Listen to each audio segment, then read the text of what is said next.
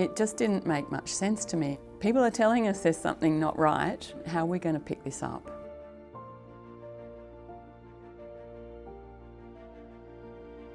My research focus is about functional cognition and how we detect subtle changes in the way that people do things in their everyday lives.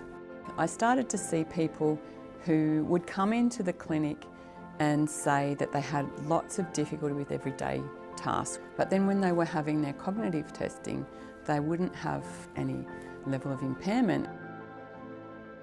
The project is really about identifying a way to identify subtle functional decline. The best way to identify those changes is by watching how people do those tasks.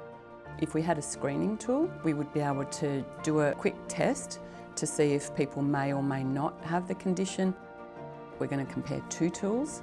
One of them is pen and paper based. You've got to work out a menu for the next 24 hours, but you've also got rules to follow, not going over a certain amount of calories. You also have to select something that's healthy. Whereas the leather lacing one, that's using an activity rather than a pen and paper approach. So the tests that we're using will have that element of novelty so that we can see how you might be able to problem solve. And we want to test the screening test to see whether it really does detect people who might have it versus incorrectly classify people who don't have it. It's low cost, it's easily accessible, and it's potentially able to be administered by lots of different healthcare professionals in Australia.